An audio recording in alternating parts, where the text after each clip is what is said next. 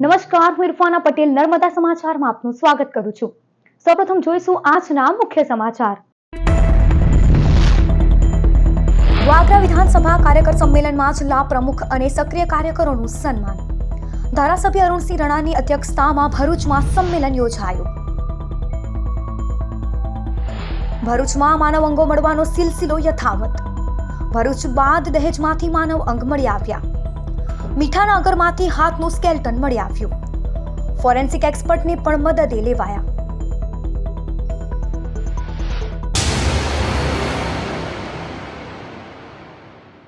વાગરા વિધાનસભા મત વિસ્તારનું સક્રિય સદસ્યતા સંમેલન રાજપૂત છાત્રાલય ખાતે ધારાસભ્ય અરુણસિંહ રણાના અધ્યક્ષસ્થાને મળ્યું।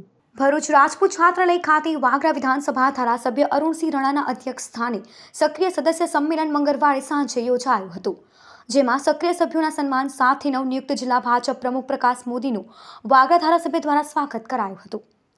વાગરા વિધાનસભા સક્રિય સદસ્યતા સંમેલનમાં સાંસદ મનસુખ વસાવા, ભરૂચ ધારાસભ્ય રમેશ મિસ્ત્રી, પૂર્વ ધારાસભ્ય દુષ્યંત પટેલ, મહામંત્રી વિનોદ પટેલ, ફતેહસિંહ ગોહિલ, અશોક પટેલ, અજય રણા સહિતના આગેવાનો ઉપસ્થિત રહ્યા હતા। તો વિશાળ સંખ્યામાં સક્રિય સભ્યો જોડાઈ સંમેલનને સફળ બનાવ્યું હતું।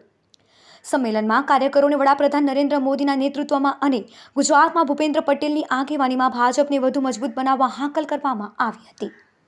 ભારતીય જનતા પાર્ટીની આખા સમગ્ર ગુજરાતમાં તાલુકા દીઠ, મંડળ દીઠ સક્રિયતા સભ્યને આજે સ્નેહ મિલન હતું। એમાં ગુજરાતના દેશના વડાપ્રધાન નરેન્દ્ર મોદીજીની કામની ખુલ્લેઆમ ચર્ચા કરી અને મોદીજીના નેતૃત્વમાં, ભૂપેન્દ્ર પટેલ સરકારના નેતૃત્વમાં ભારતીય જનતા પાર્ટી કેમ મજબૂત બને, તાકાતવાન બને, એવી માનસિકતા અને કાર્યકરોનો જે વિશ્વાસ છે એનો આજે મને કહેતા આનંદ થાય છે। સક્રિય કાર્યકર્તાનું સન્માન, સાથે સાથે નવા નિયુક્ત પ્રમુખ પ્રકાશ મોદીજીનું સ્વાગત, મંડળના પ્રમુખ ભાઈ શ્રી જયદીપસિંહ અને ભાઈ શ્રી ગોહિલ હિતેશ, ત્યારે એમને હું આજે સતીશને અને રણજે એમને ખૂબ ખૂબ આવકારું છું। ભરૂચના ચકચારી સચિન ચૌહાણ હત્યાકાંડમાં મૃતકના શરીરના 9 ટુકડા કરી ગટરમાં ફેંકી દેવાયા હતા। અતિ ગંભીર આ મામલાનો ભેદ ઉકેલી પોલીસ હાશકારો અનુભવે તે પહેલા વધુ એક સ્થળે માનવ અંગ મળી આવતા પોલીસ તંત્ર દોડતું થયું છે। દહેજમાં મીઠાના અગરમાંથી માનવ હાથ મળી આવ્યા છે। ભરૂચમાં સચિન ચૌહાણની ચોંકાવનારા હત્યાકાંડ બાદ મંગળવારના રોજ દહેજમાંથી માનવ અંગ મળી આવતા ચકચાર મચી ગઈ છે। દહેજ પોલીસે મીઠાના અગરમાંથી હાથ મળી આવ્યો છે। ઘણા સમયથી લાપતા જેસીબી ડ્રાઈવર રોહિત સિંહના આ અંગ હોવાની શંકાના આધારે પોલીસે તપાસ આગળ વધારી છે। જો કે મૃતદેહના અન્ય અંગ હજુ મળ્યા ન હોવાથી મૃતકની ઓળખ અને મૃત્યુનું કારણ જાણી શકાયું નથી। આ અગાઉ ભરૂચના સચિન ચૌહાણ નામના યુવકની તેના જ ખાસ મિત્ર શૈલેન્દ્રસિંહ ચૌહાણે હત્યા કરી તેની લાશના 9 ટુકડા કરી માનવ અંગો ભોલાવ જેડીસીની ગટરમાં ફેંકી દીધા હતા। ઘટના અંગેની જાણ થતાં જ દહેજ પોલીસ મથકનો સ્ટાફ તાત્કાલિક સ્થળ પર પહોંચી માનવ અંગોને તબીબી પરીક્ષણ માટે મોકલી આપવામાં આવ્યા છે। જાડેશ્વર જૈન સંઘ મુકામે વિશ્વ નૌકાર મહામંત્ર દિવસે સમૂહ છાપ આરાધના કરાઈ। આજે 9 April Jain international trade organisation પ્રેરિત સમગ્ર વિશ્વ સાથે ભરૂચ જિલ્લામાં પણ સમૂહ નૌકાર છાપ કરાયા હતા।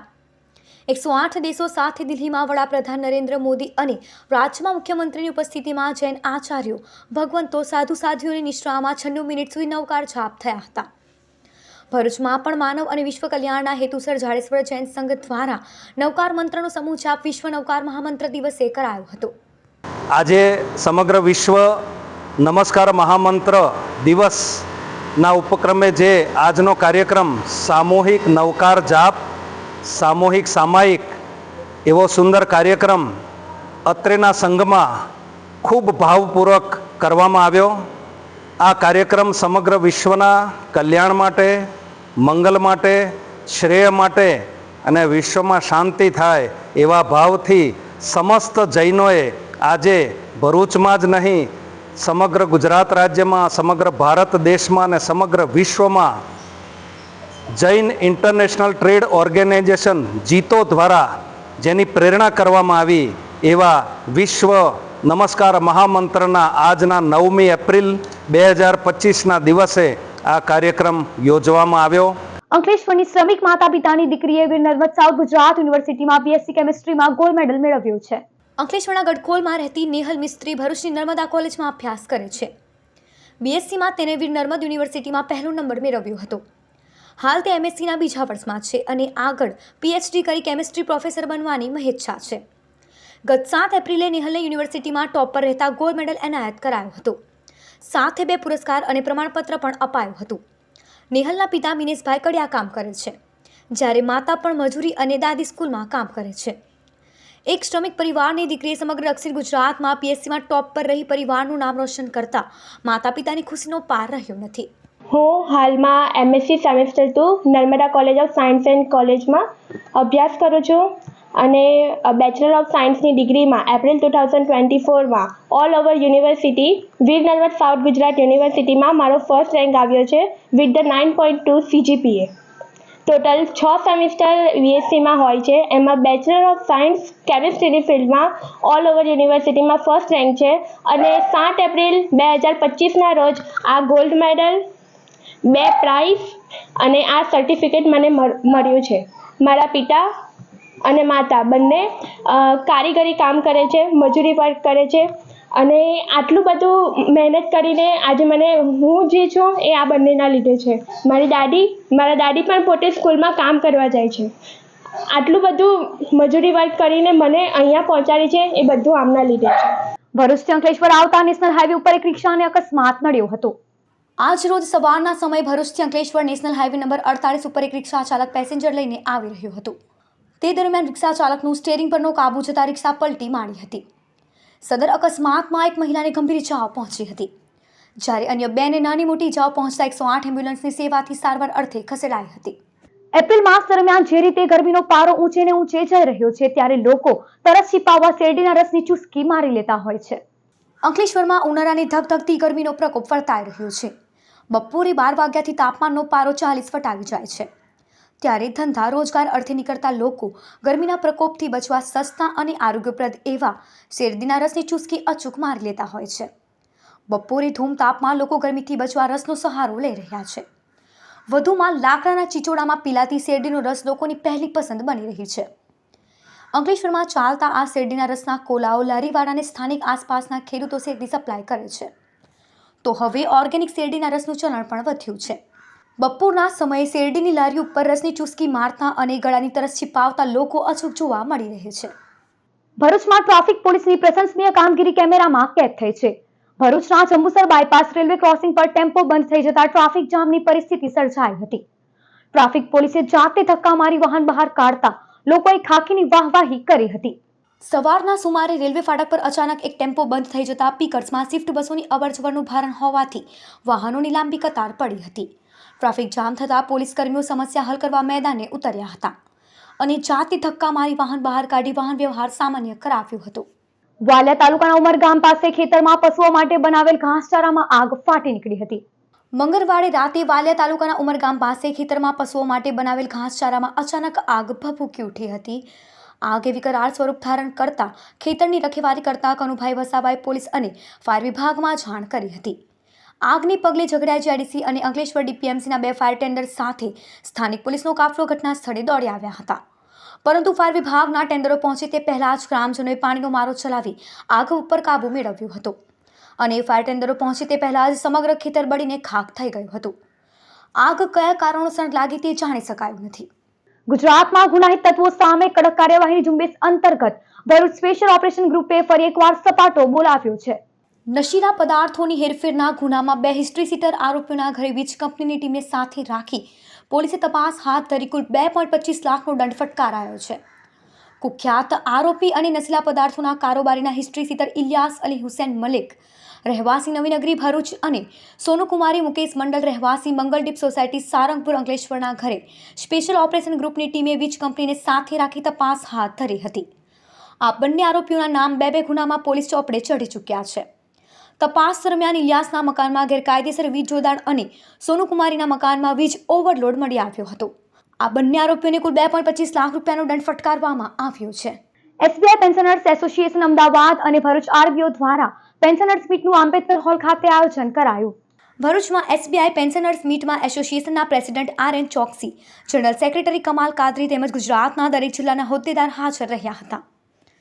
આરપીઓ ભરૂચના AGM Ravishankar Sinha, HR manager Bhavesh Vagadiya, EC member Jorsang Parmar અને જિલ્લાના પેન્શનર્સ મોટી સંખ્યામાં હાજર રહ્યા હતા.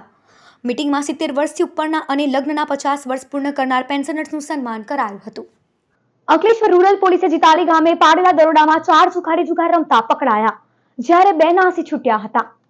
અંકલેશ્વર ગ્રામ્ય પોલીસ પેટ્રોલિંગમાં હતી ત્યારે જીતાલી ગામે જુગાર રમાતો હોવાની બાતમીના આધારે દરોડો પાડ્યો હતો. આલિશાન સિટીમાં આંબાવાડીના ઝાડ પાસે ખુલ્લામાં જુગાર રમતા જુગારીયાઓમાં નાસભાગ મચી હતી.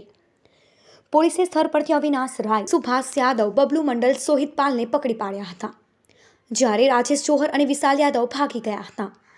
અંક ઝડતીમાં રોકડા 13,320, દાવ પર લાગેલા રોકડા અને મોબાઈલ મળી કુલ 19,870નો મુદ્દામાલ કબજે કરાયો હતો. વાલિયાના લુણાથી ઝઘડિયાના ખર્ચી ગામે શાળાના ઇકોમાં 43,000નો દારૂ આપવા જતા બનેવી ઝડપાયો. ઝઘડિયા પોલીસને પેટ્રોલિંગ દરમિયાન વાલિયાના લુણા ગામનો જગદીશ ઉર્ફે જગો વસાવા ઇકો કારમાં દારૂની ફેરી મારવાનો હોવાની બાતમી મળી હતી. પોલીસે વોચ ગોઠવતા સરદારપુરથી ખર્ચી જવાના રસ્તે ઇકો કાર આવતા તેને રોકવામાં આવી હતી. ઇકોમાંથી દારૂની પેટીઓ મળી આવી હતી. દારૂની 432 બોટલ, કિંમત 43,000 અને ઇકો કાર મળી રૂપિયા 2.93 લાખના મુદ્દામાલ સાથે આરોપીની ધરપકડ કરાઈ હતી. જેની પૂછપરછમાં આ દારૂ તેના શાળા રણછોડ અને તેના પિતા મહેન્દ્ર વસાવાએ વેચવા મંગાવ્યો હોવાની કબૂલાત કરતા બંનેને વોન્ટેડ જાહેર કરાયા હતા.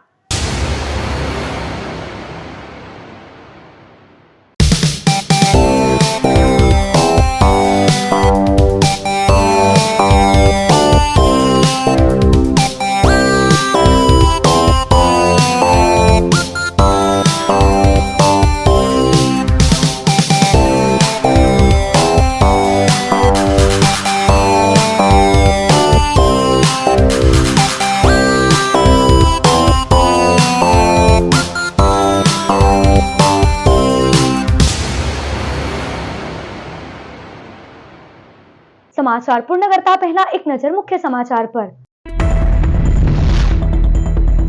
વાગરા વિધાનસભા કાર્યકર સંમેલનમાં જિલ્લા પ્રમુખ અને સક્રિય કાર્યકરોનું સન્માન.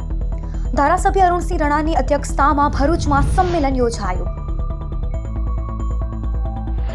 ભરૂચમાં માનવ અંગો મળવાનો સિલસિલો યથાવત.